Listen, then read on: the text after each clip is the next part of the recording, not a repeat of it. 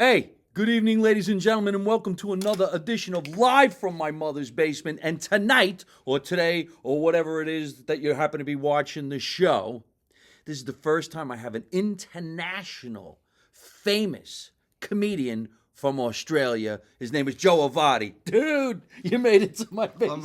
I made This is it. the big time, I've man. I've been following you for so long, and I said to myself, when I get to New Jersey, I've got to get to Mike's mum's basement, and we've been trying to hook up, right? Because you're in 11 LA. I did a show in LA the other week. Last year we tried to hook up in LA and we couldn't make it happen. Let me tell you something. You Let's were- go. yeah. We got to go back to when we actually first met In Toronto. Because I was in Toronto trying my best to sell some tickets and, Yeah. and make a name for myself. Yeah. And you were friends with a fellow friend who is a film director.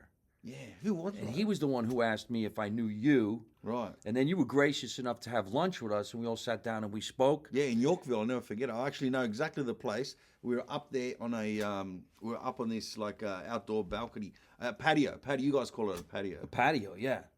Porch. Yeah. What do you call it? We call it the porch, outdoor. porch. Yeah, Yes. What was his name? Come can't on, remember. he's a pretty well-known director. He does a lot of films. Also with his wife.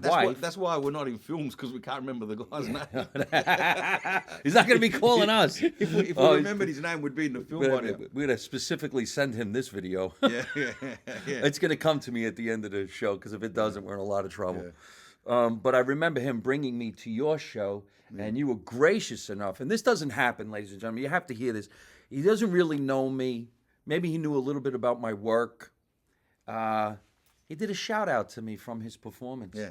I want to thank Mike Marino for coming out tonight. I'm like, wow, Yeah. guy just met me this afternoon on the porch. That's right. So it was very nice of you. Yeah. And we stayed in touch. Yeah. We never really got to do anything together, but I'm No. hoping maybe someday we one day will. Yeah. Like I was talking about the adventures of G.I. Giovanni. I'm going to show you this. You're going to laugh. Yeah. And you'll be like, you know what, I'd love Mike? to do it. Yes, I have to do that. I've got to do it. You got to have a G.I. Giovanni with an Australian accent. Yes, sir. Yeah. We do. Yeah. I'll go off course a little bit, but if you remember the G.I. Joe dolls, I don't know if you had them in Australia. Well, I can't remember if we did have him, but we knew G.I. Joe because of Eddie Murphy and that Delirious or Raw. That's right. You know, where he was in the toilet, he was in the bath, and the G.I. Joe is gonna get you, and something like that. Yeah. I can't believe you actually remembered that. But yes, he talked about the G.I. Joe doll. They're dolls, they're about a foot big. They're Right. from the 1960s. They were supposed to be in the Army.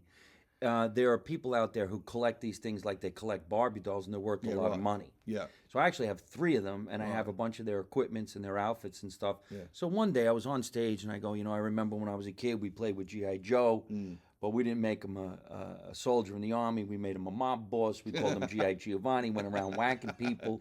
Bobby doll was his gumata. Yeah, right, yeah.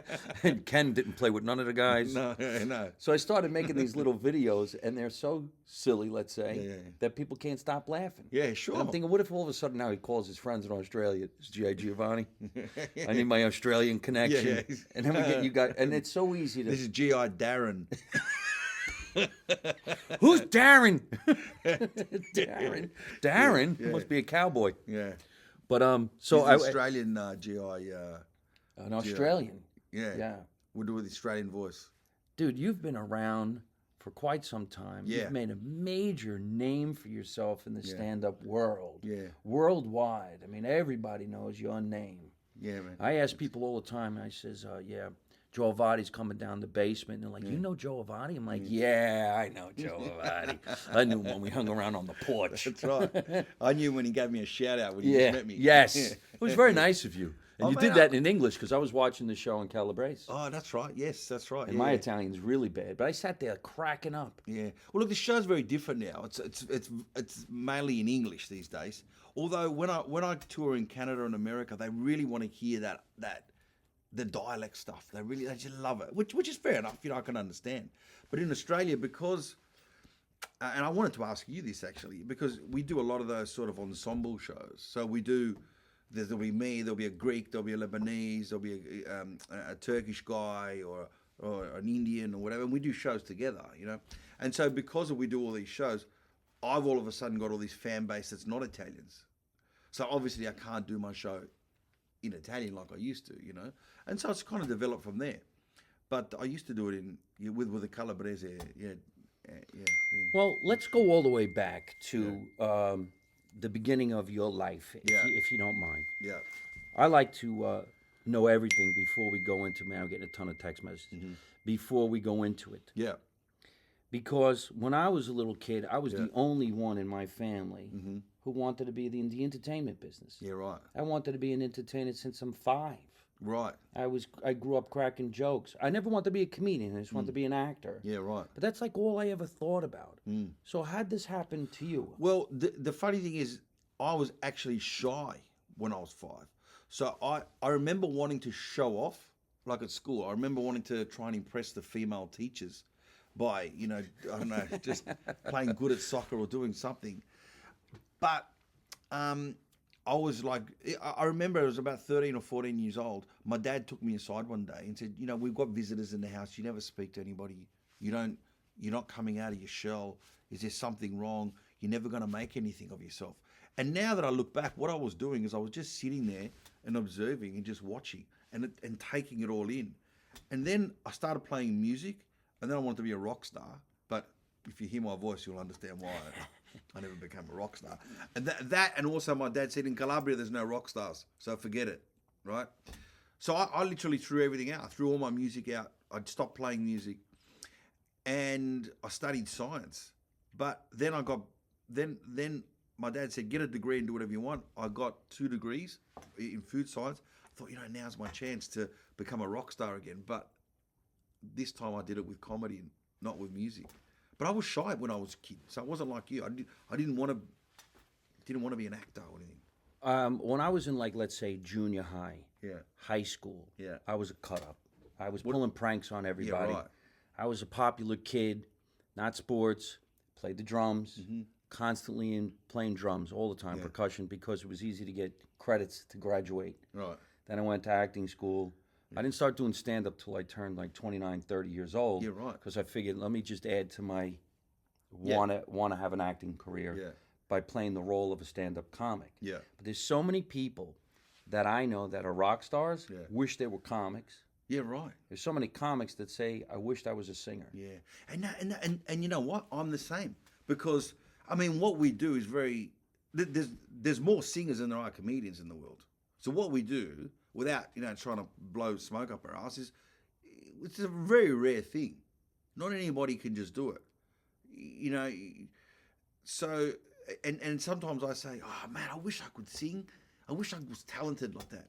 And then I go, well, hang on a minute, I can do something else, you know? I got to keep that in mind because I watch singers and I say to myself, why can't I do that? Yeah. I'd be good if I could do that. Yeah. And then I realize, you know, I wrote some really funny shit. Yeah, that's right. I come up with some cool shit. Yeah. You know, Vinny passed me the bat. That was funny. Man. Pass me. Was it Pass that- me the bat. Pass me the bat. That's He's really like, cool. yeah, That yeah. is absolutely But, hilarious you know, because I say, Vinny, get the bat. He said, pass it to me. Yeah, pass it to me. Yeah, I don't even do that anymore. Isn't that funny? Yeah. Because I'm thinking about what you used to do, and you're sitting there going, dude, I don't even do my show in Calabrese anymore. That's right. Yeah.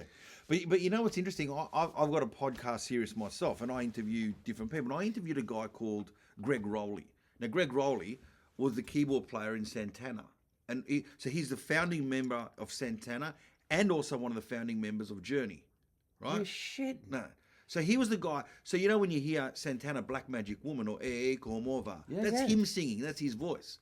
So I met him. I met him in Canada, right? Through my mate of mine who was looking after him as well. Anyway, so I interview him, and now he's playing with the Ringo Starr All-Star Band. Really? And because what Ringo Starr does is he gets out there and he plays his drums, but he'll get the keyboard player from Santana, the bass player from another big band, Steve Lukather, right? And he'll get all these amazing musicians and play their songs and a Beatles song, then one of their songs, and another Beatles song. And so he's going, here I am playing, looking at Ringo Starr going, oh my God, I can't believe I'm playing with Ringo Starr. And I said to him, have you ever thought that maybe Ringo Starr is looking at you going, oh my God, I'm playing with Greg Rowley? And he goes, yeah, I don't think. I said, yeah, I'm pretty sure he is. Because there's a reason why you're in his band, because you're bloody good at what you do. I'm really glad you're saying this because sometimes I meet stars and I say, wow, I can't believe this guy's going to come on my show. I can't believe he's going to do, I can't believe I got a part in a movie with him. Then I realize they're looking at me going, no, I actually like what you do. Yeah. And I think you're Yeah. great. And that's what you got to. I said to my father when you were coming up, Yeah. I go, Dad, you won't believe this, but Joe Avati from Australia, this is one of the biggest comedy stars. He's coming over to the house. My father's looking at me like, who's that? Aren't you a pretty big name in the business? I'm like, yeah, no, but this guy's big. And he goes, well, what is he? I'm like, he's like, I would say almost like the Sebastian Maniscalco of Australia, but before Sebastian was Sebastian. He goes, but weren't you friends with Sebastian? I go, yeah, but I'm not anymore. Yeah, right. I just can't. Yeah. I can't figure out exactly what I'm talking about Yeah, because right. you do have people look at you like, holy crap, it's him. Yeah. And then I never really realized people look at me and go, oh my God, I can't believe it's you. You said hello to me. And I'm like, it's not that big of a deal. Yeah. I know people just freak out. I think, you know what, people have got this perception that famous people should be a certain way. And I think that's probably because there were famous people who were a certain way, who would have tantrums or who are very precious. Or and look, I can understand that when you're famous and you're constantly getting people coming up to you in a situation like you're at dinner, or you want to go. Like there's some places that I just can't go anymore. I just don't go. It's just because I know, and I'm not one of these guys who's not polite to anyone. I'm polite to everybody. But that's not relaxing sometimes if I want to just go and relax. If I've just got to be nice and high. I am that kind of guy. But I also want to be there to enjoy myself. And I know I'm just not going to enjoy myself. So I just don't go to certain things anymore. I get it. You know? I get it. Yeah, because you're going to get irritated in a little way. And you don't want to show that irritation because that's your reputation. But here's a funny thing. Because we're from Australia, Australians are very laid back. Like plenty of shows I've done all over in North America, and they're like, hey, you're a pretty down-to-earth guy. And I said, yeah, I'm from Australia. You know, that's what we are. We're not, you're pretty down-to-earth for a famous guy. I said, at the end of the day, it's just that our job, Mike, is a job, like if you went up to someone, and no offense to any accountant, but if you said, oh, I'm an accountant, people would go, oh, okay, you're an accountant. Okay, cool. All right, you're an accountant, cool. But when you say, you're a comedian, you're a comedian. Yeah. Wow. People are fascinated by what we do because there's not a lot of people that do that, right? And everyone loves to laugh. So, yeah, I mean, it's an interesting job. The other funny thing that happened, being Australian, is that one day I was doing a show in Toronto, and something had upset me, and my manager, my tour manager, was my uncle, my mum's brother, right? So you got a relative works with you? Yeah, he doesn't work anymore because he decided that he had to stop and get married and actually have a proper normal life. Yeah. And I kept on going, being the pacho, the rock star. Yep. So he goes, are you all right, Joe? I said, oh, mate, just leave me alone. Something's happened. I've got the shits, right? And the sound guy gets onto the microphone because we're doing a sound check. Because Mr. Avati, the bathrooms are on your left, stage left through the, and I'm looking at him going, what are you talking about? Because, well, you said you have the shits. I said, yeah, I've got the shits. Because, well, sir, if you've got the shits, the bathroom's there. I go, why would I want the bathroom? Because you've got the shits. I just didn't, because in Australia, when someone says, I've got the shits, it means you're pissed off. But here, when you got the shits, it means you got diarrhea. Yes. I had no idea. That's hilarious. I had no idea. The bathroom is over there. Yeah, I've got the shits. Somebody recently said to me, where do you come up with comedy? How do you do it? Yeah. And I go, well, I'll show you. Because I think I'm really not anything other than a person who sees what you see. I just happen to say what you see. Yeah. And then I turn it into a reality. Yeah. So I said, pick anything. Anything. Just point. And she pointed towards some people buying corn, and they were shucking the corn. Yeah. And I go, you don't see the comedy in that? And she goes, no, where's the comedy? I go, you buy it by the pound. They're shucking the corn before they buy it. Yeah. So there you Yeah. go. It's Yeah, going to yeah. be cheaper. Cheaper. Yeah. That's why the sign says no shucking of the corn, but they're all doing it. Yeah.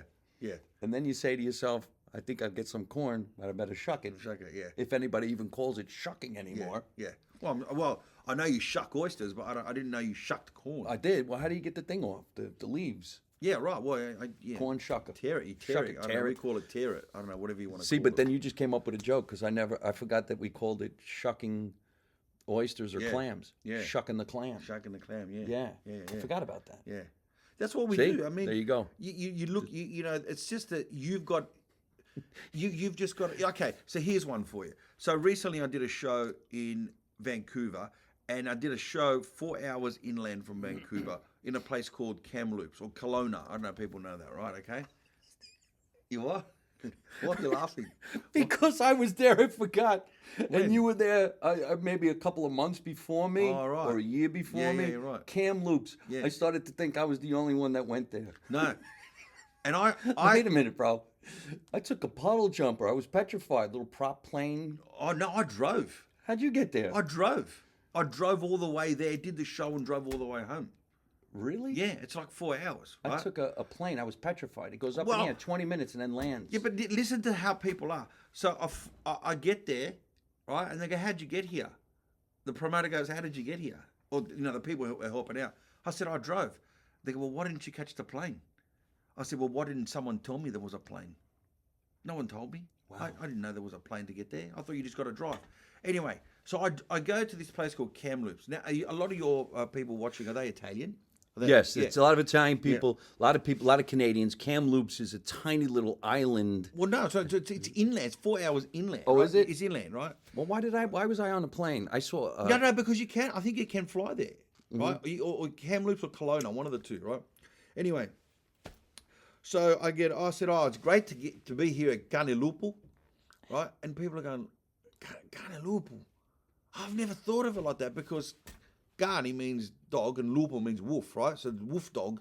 But in Italian, Kanilupu, Kamloops, because that's the way an Italian would say Kanilupu. Anyway, that's not the funny part. But it's a little bit funny if you're a hardcore Italian. But the funny part is this: I had to take the highway. Now that highway, do you know what that highway is called? The Koa. I didn't see it. I was just on the plane. Oh, that's right. You were on the plane. It's called the Koahala Highway, right? which is that ice road truckers. They film that ice road truckers. Do they really? Yeah, that's where they film it. No right? shit. I'm glad I went in the summer. and so I said, I had to drive along the Coca-Cola highway to get here. And everyone's pissing themselves laughing. And I thought it was just a dumb joke, okay? Like, I thought, what am I going to do that's local, right? Koahala, sounds like Coca-Cola. No one had ever heard this joke ever in their life in this town. I'm thinking, in all the hundreds of years that people have lived here, no one's ever called it the Coca-Cola highway. Because I just saw Koahala and thought Coca-Cola, thinking an old Italian guy would say, "Yeah, I got to drive on the Coca-Cola highway to get here." You know what I mean? And okay, it's not the most brilliant joke, but it's an example of how comedians see things that other people just don't see. I even see it in faces. I said to this lady, I said, her husband was a dead ringer for Tom Cruise. He looked exactly like Tom Cruise, this guy. And I said, how long you guys been married? She goes, 11 years. I said, what's it like being 11 years married to Tom Cruise? And she did this. She went, "Oh my God, you're right." I go, "But how could you possibly look at this guy every day you wake up? You see this guy and you can't see Tom Cruise?" She never saw Mission Impossible. There's got to be a gag in there somewhere. You know, this is hilarious because I think maybe somebody said that you were there. I don't remember anybody telling me that you drove there. I figured you had to take the plane yourself. I had to do 3 shows in this Canadian area. Yeah, right. I thought I fell off the face of the earth. Yeah, right. Yeah, And the puddle jumpers every day, 20 minutes up, down. yeah right. Is that what you call props, them? Yeah, right. Yeah. A puddle jump airplane. Puddle jumper, yeah.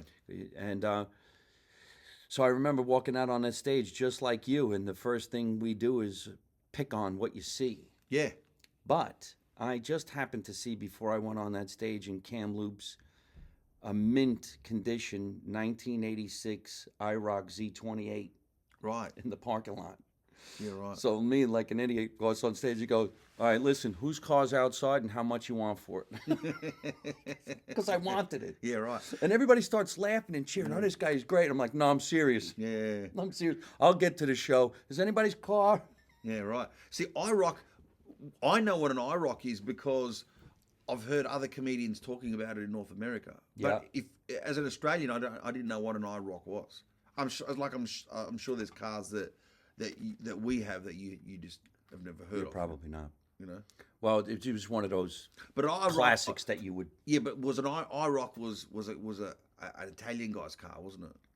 It was a Guido. You know, we call the Italians in New Guido, York the Guido. Yeah, Guidos, yeah. Yeah, the initials are IROC, which was International Racing, something something. Right. But in New Jersey, we called it Italian Retard Out Cruising. Oh, right, yeah, right. We can't even say those words anymore, I guess. Well, but you can't say the R word anymore, Mike. The R word. You can't say the F word. You can't say the C word. Soon we're going to run out of the alphabet, mate. It's gone out of control. Political correctness has gone out of control. It's going to destroy us. You know, and I don't know about you, but I just address it now in the show. I said, you know, political correctness in comedy is like having an occupational health and safety officer at an MMA fight. Yep. Well, what it does, you know, and because you know it's up to us now. See, politicians can't speak openly because you know people are going to not vote for them. That's right. The media have to dump. It's up to us. Our job is to walk that fine line, to say the things that everyone thinks, but no one has the guts to say.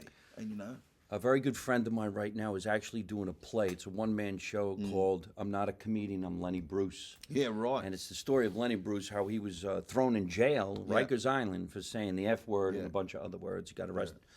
So he's got this big campaign that he's putting out there to tell all the comedy clubs, shouldn't that just be a safe haven for people who don't want to be politically correct? Yeah. And if you don't like that, well, then just don't go in. You know, at the end of the day, getting offended is your business. It's no one else's business, mate. It's You know your what I mean? problem. It's your problem. It's not like you say, it's not like someone's going to go, oh, look, I went to see this comedian and he was offensive. And all of a sudden, I developed a sickness. You know, now I've got a terminal illness. Yeah, that's right. Nothing happened to you. Nothing happens to you if you get offended. You're all right. If you're a snowflake, is that you call them here snowflakes? People who just, you know, just don't come. Don't go to a snowflake. Don't go to a comedy show if you're going to get offended. And you know, Mike, I don't know about you, but I work clean. Okay, so I don't swear at all in my show. I think you're going to come to one of the shows in New Jersey. You'll see. I don't swear at all in my show, but I don't hold back. Like I talk about the cancel culture, political correctness, and the all these issues about gender politics, gender identity politics too. I kind of address that as well. You know? And then it's funny because that is a little bit of a way that you and I would differ. Mm-hmm. Now, I really don't do dirty material, but I like to swear because I'm from here. Yeah. And everybody sweared here. Yeah. I could not use the F word, Yeah. but I'd rather because it's more fun. But sometimes But you I need actually it. don't do anything about gender and this and that because I never did. I'm not extremely familiar with it. Yeah. I mean, maybe eventually I'll talk about it a little bit. To me, I'm kind of like live and let live. It's got nothing to do with me. Yeah. But But no, I'm getting older, so now it's all about getting older. Yeah. Yeah. Family. Yeah. Well, look. I've never talked about it before. But look, I'll give you an Very, example. very prominent now. Yeah, I'll give you an example. Okay, so last week I was in LA doing a show, and I was in the hotel staying in Beverly Hills.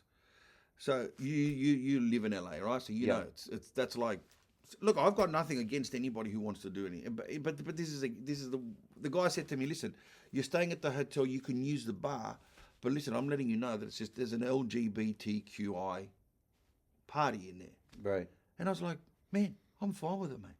I spent the first 9 months of my life being a man trapped in a woman's body anyway. I said, I've got no problem with it at all, mate. And he just looked at me like... That's a really good joke, man. he goes... goes, I don't It took a moment. It just creeped up on me. Yeah, Now it's it a fully creeper. got hit. That's It's a a great creeper. joke, man. It's a creeper, It's right? been 9 months. You know, that's As a not- comedian now, I have to say, how come I didn't come up with that? But is that's not offensive? I don't know. Is that No. offensive in any way? You know, like I always say, you know, I could, but look, this is the problem. The other day, someone wrote to me and said, "I've loved you all my life. I'm a big fan. Blah blah blah blah." But I found out because of a friend of mine who came to your show, and I was traumatized to find out that you make fun of transgender people. And I go, firstly, have you ever been to my show lately? No.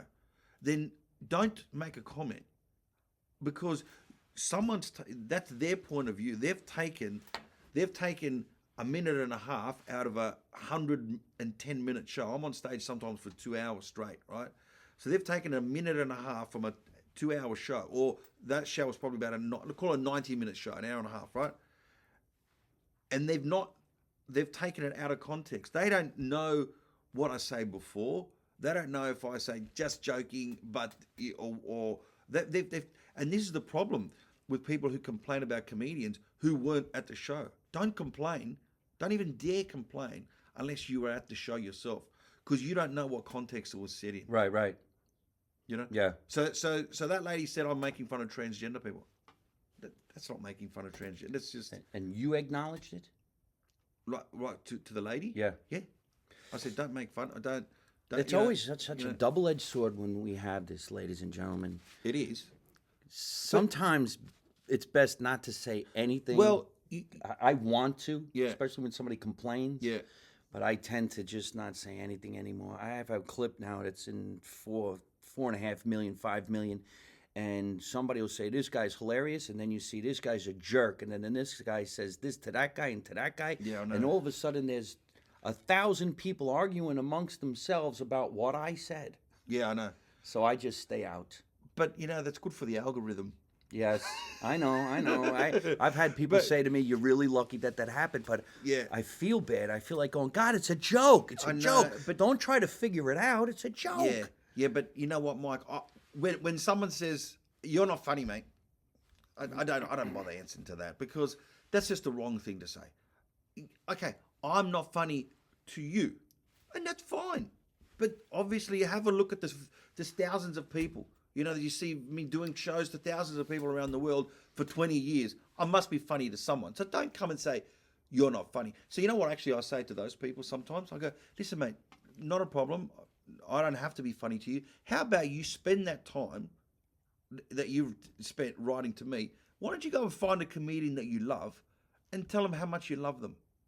That would be a nicer thing for you to do than to write on my page that you don't like me. You're a good man. You know what I mean? That's a good thing to say. And the other thing that I get, and a lot of your fans will know this, because you mentioned it before, and I'm glad you kind of did before. I get a lot of people going, "Oh, mate, who do you think you are? You're just trying to be Sebastian Maniscalco." Yeah. And I love Sebastian. I think he's fantastic. He is. I've gone to see Sebastian when he came to Australia. He's a great act, fantastic act, and I can only be so happy for his success. And he seems like I don't know him personally. He seems like a really nice guy. He's a family man. But I've been doing this a long time, and firstly, let me say, there's no way I'm saying, he copied me. No, it's just he's a 48 or 49-year-old guy who grew up with Italian parents in Chicago. I'm a 49, I'm 49 years, in August I'll be 49. I'm a 49-year-old guy who grew up with very Italian parents in Australia. We've got the same experiences. That's what I've built my whole career on. Everyone who's in the show has had the same experience. So isn't what I'm going to say the same experiences he's had, the same experiences? So because he does a joke about the evil eye, does that mean that I can't do one? Yeah, right. You know what I mean? Of course. That's just... Everybody has a take on something that's Right. similar because it's Yeah. life in general. Yeah. And people ask me all the time, you have blonde hair and blue eyes. Your parents are from Italy? I'm like, well, you just met my father. Yeah. He has blonde hair and blue eyes. yeah, And my mother, God rest her soul, she and all her brothers and sisters came from Durrani and Campobasso. They have blonde hair and blue eyes. So Yeah. yes, we exist. So she came by bus. That's... That's They what, took a bus. the campo bus. A campo bus, I get bro. my bus. A campo bus. I think my mother sounded like that. Don't campo bus, ma. Don't kill us. So did your I was speaking to your dad before. So he was born here. Yeah, he's American. Yeah. Born. See, I don't know any Italians in Australia. So how old's dad, if you don't mind me asking? 86. 86. I don't know any 86-year-old in Australia who were Italians who were born in Australia. They were all born in Italy. Italy. Yeah, but there's a lot of people here who were born here Yeah. in America. That's the difference between Australia and Canada, and America and Canada, and America and Australia. Right. So the Italians in Canada and America all went in Canada and Australia all went in the 50s, 60s, 70s. Yeah, my mother's closest bloodline is in Toronto, Right. and they're all fluent, and they're all Yeah. right off the boat. Yeah, yeah, because you know they're all there. They're all together. They see my grandparents. They came to Australia in 1973 until they passed away. 8-9 years ago, they spoke no English. They didn't need to speak English, Mike. They didn't work. They had all their family there. They had all the relatives there. They didn't need to speak any English. Right, because they had the community. Yeah, Yeah. they had the community. You know, So you're born in Australia. born in Australia. Yeah, Where in Australia? I was born in Sydney, Australia, and I live in Melbourne now. Oh yeah. Yeah. Is it big difference? Is that like California, New York? No, it's 900 kilometres. It's an hour flight. It's the fourth busiest route in the world. Fourth busiest plane route in the world, flight. Right. But they're very different cities. They call it Sydney's the mistress and Melbourne's the wife. You Oh, know? nice. Yeah. So when you started doing stand up and you Yeah. started cutting your teeth, did you go to like open mics and stuff? Yeah, Did they have yeah, that out there? Yeah, I did. I did open mics. Yeah. And you were doing it in Calabrese? No. So my open mic was all in English, and I got on TV, and I did a spot on a TV show, on a big sports show, and they were doing this. They were running this festival, this Italian song festival. It's called the Sanremo of Australia. So basically, they were getting Italian Australian singers to get up and sing Italian Australian songs, and they would vote the best one. And they needed 20 minutes for somebody to fill in while the judges were making their decision. So I had just been on TV a couple of months earlier. They said, how about we get that Italian guy that was on TV recently, you know? So I got up there, and most of the audience were Italian. But I had all these little observations that I had collected in my head that were just very specific to Italian and Italian audience. I thought, you know what? Let me try it here. This is the place to try it if I'm going to try it. You can't try it at the Comedy Store because it's a mainstream audience. And the reaction to those gags was so much bigger and stronger than my English stand-up. And the phone didn't stop ringing. Can you do my wedding? My son's christening. Can you do the another Italian outdoor function? We've got a Calabrese night. We've got a Sicilian night. So all of a sudden, I started getting all this work for my Italian material. I thought, shit, I've hit on something here. So I thought, rightio, why don't I marry? And at the time there was these. Do you know a guy called Bruce Smirnoff? Yes. Yeah. So Bruce Smirnoff, Barry Diamond. Yeah. You know Barry, right? Yeah, from the Comedy Store in Los Angeles. Yeah. So Bruce Smirnoff, Barry Diamond. There was another guy who used to do musical comedy. Another guy called Lenny who used to do the old Lenny Schultz. Yeah, they're all Americans from Right. Comedy Store. Okay, so Lenny Schultz, Bruce Smirnoff, Barry Diamond came out to Australia to do the Best of LA Comedians tour. Oh, wow. And I was the opening, because they need an Australian opening act. So I opened up for them, and I became good mates with them. And so Bruce said to me, he goes, if you really want to stand out, you have to have a one-man show, right? And I thought, okay, what can I do to have a one-man show? I thought, how about I get more of my English material, my Italian material, marry it together, and we'll advertise it as the show your nonna tried to ban. Yeah. And Great then idea. it started taking off. Then I recorded an album on the 10th of September 1999, a CD. That took off in Australia. And then at the same time, Napstar was happening. Do you remember Napstar? Yeah. So one of my clips, which was the Nonno's car accident, which is my Nonno having a smash with a Chinese guy, which you wouldn't be able to do today. Right. That clip went all over America, into Canada, into England, and it made me a household name. And I've been touring on the back of that. And of course, I've had to keep it going. I've had to, reinvent myself and come up with new material. I did get lazy for about 10 years. I became I lived too much of a rock star lifestyle, and I lost a lot of audience. And America got really hard because I'd made a lot of money, and I thought, I don't need that hard work. It's just too much hard work. So I left it. But now, because of Instagram and Facebook, it's all come back again. Yeah. And now I've stopped being a rock star. And now you're hungry again. Yeah, I got married, had a kid. I've got a kid in Canada, and most people go, oh, because that's what I said. Right. Yeah, I went, oh, I didn't know. I had a tour baby, and I told you I was a rock star, Mike. I've never heard that term.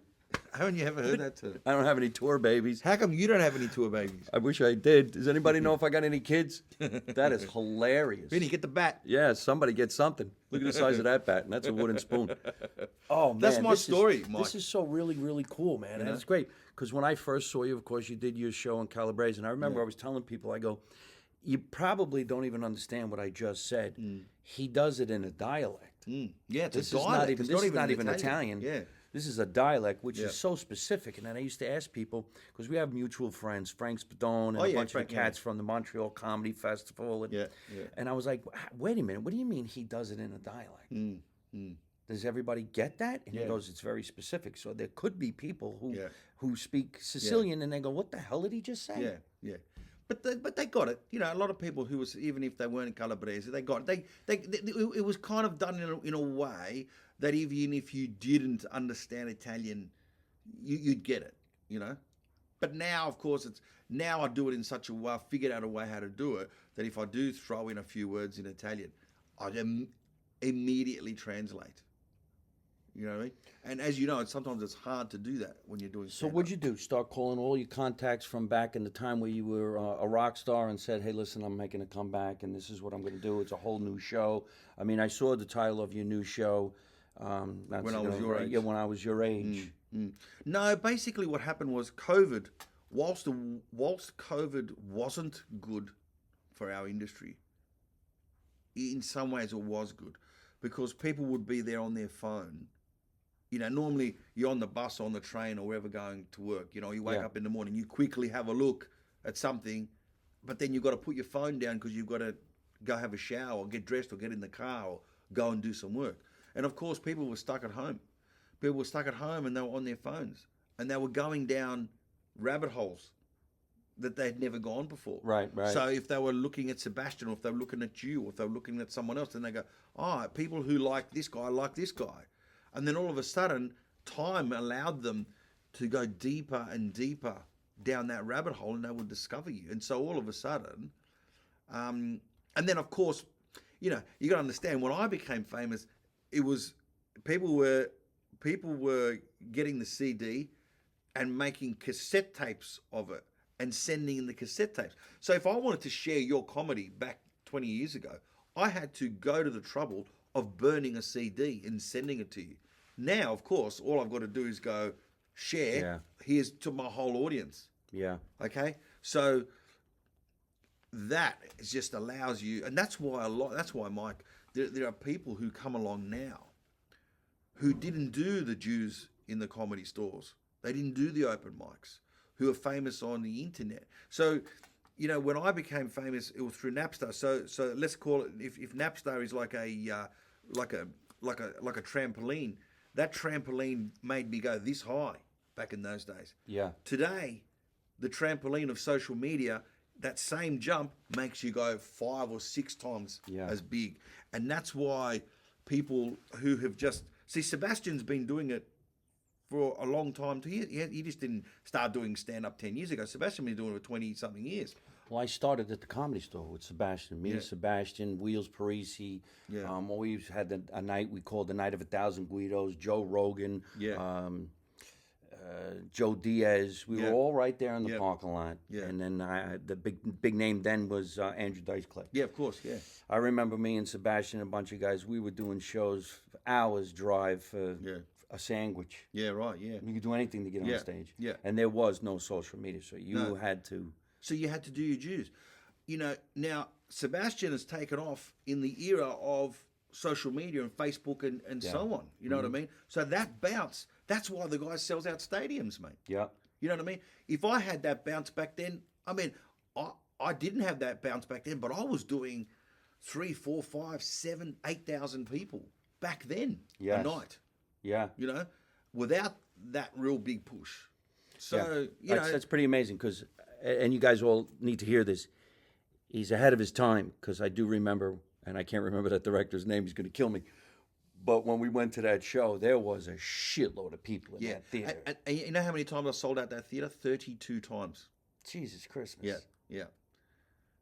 That's just in one city, Toronto. Yeah. In Montreal, I've done 107 shows at the Leonardo da Vinci Center. Yeah. Yeah. In Leonardo Saint da Vinci Center. I did it once. Yeah. Just the one time. Yeah. It's a Remember? beautiful venue. I want to go back, you sons of bitches. I want to go to Australia. I want to go to Montreal. I want to go back to Toronto. There's a lot of places that I've been. I just did the whole Dubai thing. But You know what I love about your act? When people don't get it and you go, let it marinate. Yeah, let them think about it, sons about of it. bitches. I have a good time doing that because, and let it marinate. That's what my mother would say. Yeah. But it was about food. Yeah. You didn't let it marinate. Stop touching it. What are you, stupid? Stop, put that down. Yeah. See, we all do stuff about our family. You can never think anybody took anything from me because, I mean, look, we're really in the basement. This is no joke. Yeah. I love it. There's antiques everywhere. And it's a great idea to have basements because in Australia, we don't really need basements, right?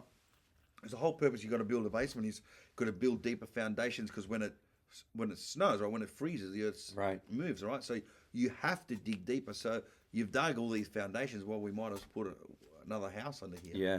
We don't have that in Australia. This is where we keep the tomatoes and supersada Yeah. and a talk show. Yeah. How about films and television? I had my own TV show because, like I said, I was a food scientist, so I had a food show. But in Australia, I saw some friends of mine work really hard and get some big TV shows up, and there's just no money in it in Australia. Right. So I've never worried about it. My bread and butter has been stand up. Right. And I've done it, well, and and I can do a lot. This tour here, Mike, is 142 dates around the world. It's a lot of shows, mate. That's a lot of shows. Yeah, and so that's good enough for me. I'm happy with that. If someone wants to write a script and or give me a part in somewhere, not a problem. I'll do it. But am I going to be inclined to do it? No, it's not my thing. Right. Yeah. Unless I call you. Yeah. If you And I call say, me- hey, listen, we're doing this movie. Yeah. We're doing this No. TV show. If someone does it, if someone writes it and says, "Here, we'd like for you to be in it," yeah, sure, I'd be in it. But am I going to sit down and think of a show and write it right now? No, I don't. I just don't have the inclination to do that. Keep on touring, man. You're kicking some serious ass. Yeah. Now, I think a couple of guys told me once you produced their albums, Yeah. other comedians. Yeah, I've done Frank Spadone. I did Guido Grasso. There's a few Australians. How is Guido, do you know? Yeah, I do know. I haven't spoken to him in a long time. Yeah. I can tell you off air how he is. Yeah. Oh, okay. Yeah. All right. Yeah, it's just- Fellow comedian that we Yeah. care about. I think Yeah. he's a great guy. He's a funny guy. And So Guido started selling my merchandise, right? I'm going, this guy's funny. Started selling my merchandise. So then I said, okay. So this is how it happened. One tour, he started selling the merchandise. The next tour, I said, how about you get up and you spruik the merchandise, but while you're spruiking the merchandise, you do some of your gags in between. That way you cut your teeth a little bit, right? Okay, cool. So at the beginning of the tour, the merch spiel was 4 or 5 minutes. It ended up being a spot. it's Right? great. It ended up being a 15-minute spot. And then, of course, the next tour, he opened up for me. And then he opened up for me all over England, flew me out to Australia. He opened up for me here in America, in all over Canada. And then he got that good that he started doing his own shows. And he went from zero to hero in 7 years, 8 years, and that's not a lot of people can do that. He's actually a really funny guy. The natural progression for any opening act, if you're sticking in this business, is to become a headliner. Yeah, And the headliner who helps you and pulls you and pushes you and says, hey, come on, here's your opportunity. Let me show you. yeah, They want you to succeed. Yeah. They want you to go big. And hopefully, when you get to a certain level, you'll at least make a phone call and say, hey, thank you. yeah, yeah, This is what I'm doing. yeah. Because every time I feel like I've helped somebody, Yeah. I never get a phone call. Yeah, you know what? I've done that, and that's happened. Okay, that has happened in Canada. It's happened in Australia. It's happening now in Australia, actually, and it's kind of disappointing. You know what I mean?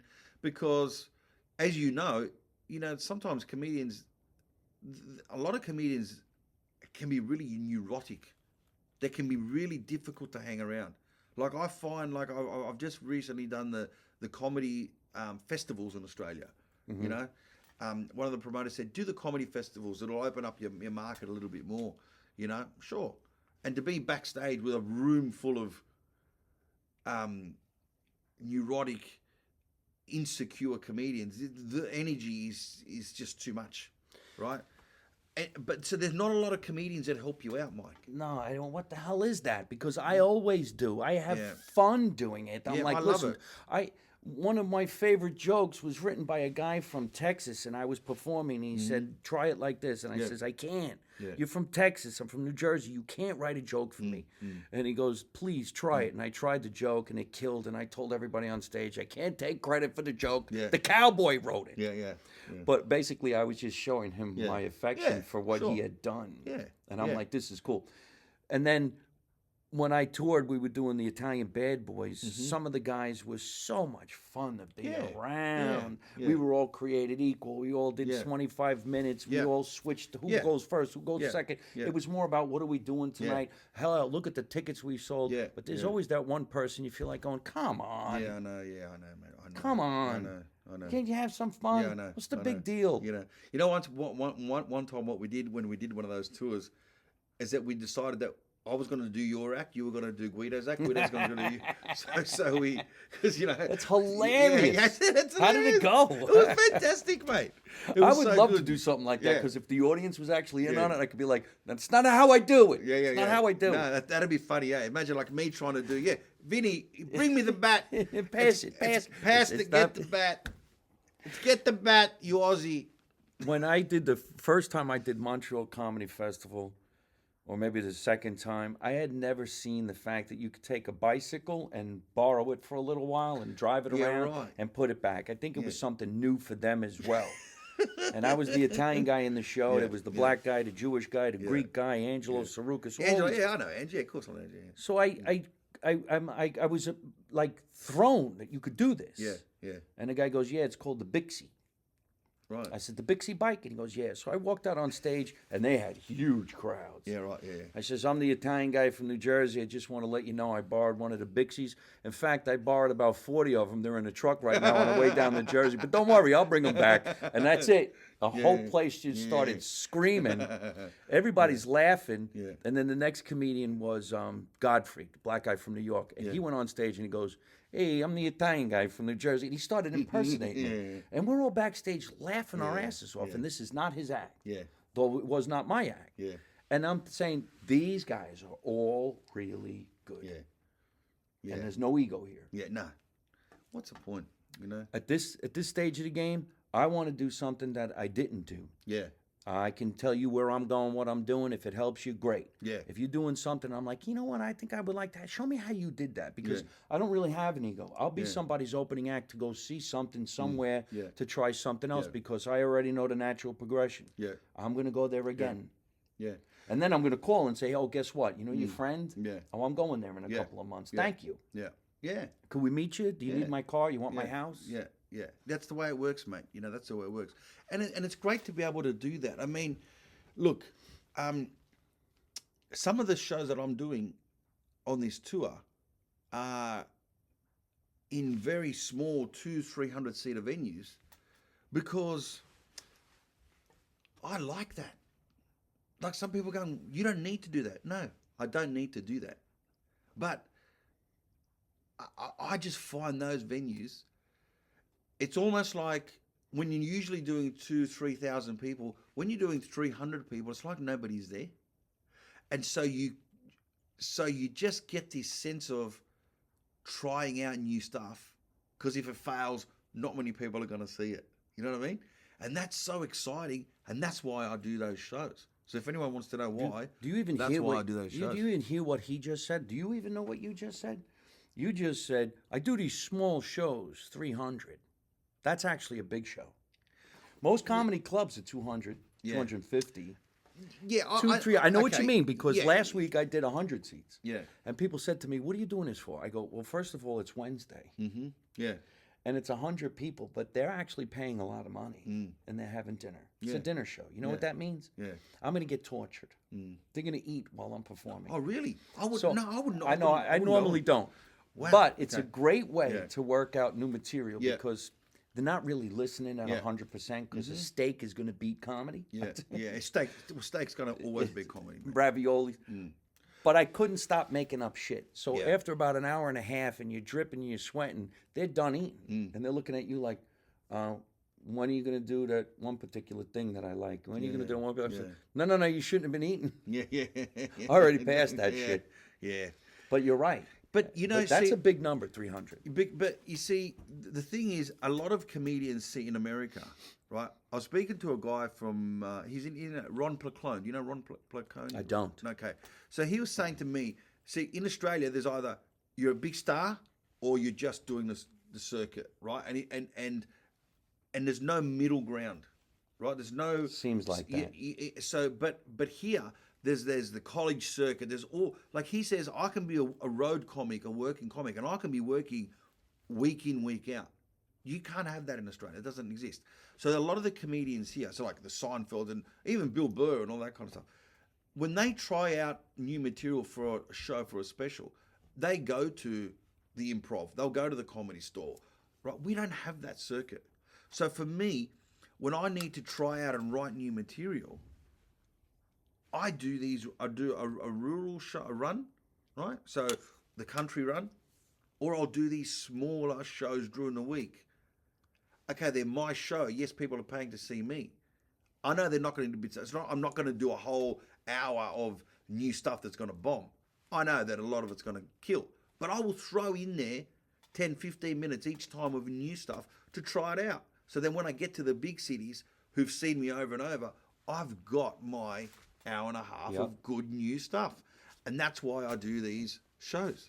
Do you ever get, hey, dude, do that one joke. Come on. Yeah, Hey, do the one you used to do. You know that, you're like a signature bit? Yeah. So mine was the Nonno's car accident where that's what made me famous, where my Nonno had a smash with a Chinese guy. And he gets out and he goes, what's your name? He goes, Mi Chung Kai, which sounds Chinese. He goes, Tu te chuncaste mi rompiste la esquina, which means,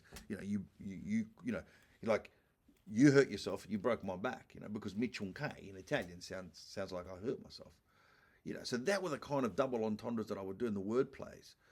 But that one there, I would do that gag and I would put the microphone out to the audience and they would all do the punch. I've actually got a clip where you see me start the gag and then you see me all over the world, in London, in New York, in Toronto, in Montreal, in Sydney, and the whole audience doing the next line. Then I moved to a different city, the next line. So it was genius. It was just like it's like, when a band sings their favorite and everyone knows the words and the whole stadium is singing. That routine, the whole audience would do it. That is fucking unbelievable. You know? I've tried that once or twice. Usually it's what a rock star does. He sings his song and then he gives the microphone to the audience. So he's the first comedian that actually gives the audience the microphone. I've done that and a they few do times, his jokes. Yeah. That's insane. You don't get that. Man, we could talk for hours. Yeah. We've been talking for an hour already. Have we This is already? Joe Avati, yeah. Wow. And he's from Australia. He's here in New Jersey. He dropped by the basement to hang out. It's Tuesday night. I don't know when you folks are actually going to watch this recorded show. but it's Tuesday night. It's 6:30. He's got a show at 8 o'clock on a Tuesday. It's sold out. Tomorrow night, it's another Wednesday night. He's sold out. He thinks it's not that big of a deal. It's just a few people, just a couple hundred people. It's actually a gorgeous restaurant. I've never been there. It's in Hawthorne. Yeah, it's like How do you say the name? Borgata? Botagra. Botagra. Yeah. And so this is going to be really cool. I really can't make an announcement that you could go there tonight because we're not live. That's all right. But this is a great thing. So tell everybody where they can find you on the internet if they're not watching you already. Yeah, it's just Joe Avati on Instagram and Facebook. JoeAvati.com on the website. Just If you can't find them, you don't know where to look. This is Joe just Avati. if you can't remember my name, just put Italian comedian Australia. Because if you put Italian comedian New Jersey, you might find me. Yeah, because I know that I look like an Italian from Brooklyn or Jersey, but I sound like the crocodile hunter. He does. And it's gorgeous. All right, well, listen, we got to get going. Thank you, everybody, for hanging out. You. Thank you, Joe Avati, for coming down to the basement. Thank my producer, Tatiana Bluchel, for always making sure that we have a great podcast. And you get to watch it every Tuesday night at 8 o'clock on all social media. We got to get going. Remember, let's make America Italian again. The motto is you don't know nothing, you don't see nothing, you don't say nothing. And how do I end every single one of my broadcasts with my guest by saying the same thing? And don't take no shit from nobody. Ready? Ready? All right. Don't take no shit from nobody. And pass me the bat, or give me the bat. What is it, Mike? Hand me the bat. Vinny, get the bat. Vinny, get the bat. Vinny, Beppy, get the bat. You know, I'm going to have to hold out my microphone and see if I can't get them to say that. Later.